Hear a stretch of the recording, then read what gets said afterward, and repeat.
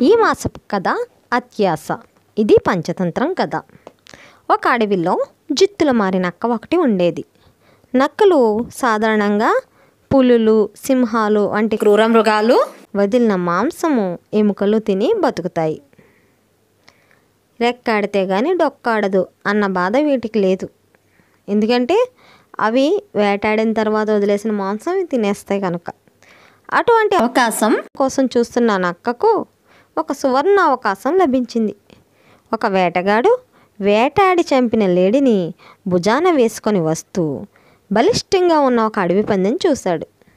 గురి చూసి ఆ శూకరాన్ని బాణంతో కొట్టాడు. అది గురి తప్పి పందికి గాయం చేసింది. అడవి పంది రెచ్చిపోయి కోపంతో వేటగాడి మీద దాడి చేసి చంపింది. తర్వాత పంది కూడా చచ్చింది. ఈ పెనుగులాటలో ఒక పాము కూడా నలిగి నుగ్గునుగ్గే చనిపోయింది. నక్క ఎదురుగా చనిపోయిన పంది, పాము, లేడి, మనిషి కళేబారాలు ఉన్నాయి. అంటే వాటి యొక్క శవాలన్నమాట. పంది, పాము, లేడి, మనిషి వీటి శవాలు ఉన్నాయట. నక్క ఆనందానికి అంతులేదు. బోలెడంత మాంసం, మంచి విందు భోజనం. ఆహా, ఏమి నా భాగ్యం! అదృష్టవంతుణ్ణి చెరిపేవాడు లేడు అని మనసులో అనుకుంది. సరేలే, ఈ 4 మాంసం ఎప్పుడైనా తినవచ్చు. ముందుగా నరాలతో తయారు చేసిన వింటి నారిని తింటాను అనుకొని వింటిని కాలి కింద పెట్టి నారిని కొరికింది. బిగుతుగా ఉన్న నారి తెగిపోవడం వల్ల విల్లు వేగంగా వచ్చి నక్క గుండెకు తగిలింది. ఆ దెబ్బకు నక్క గిలగిలా తన్నుకుంటూ చనిపోయింది. ఆశ అతిగా మారితే అన్నీ కావాలనుకుంటారు.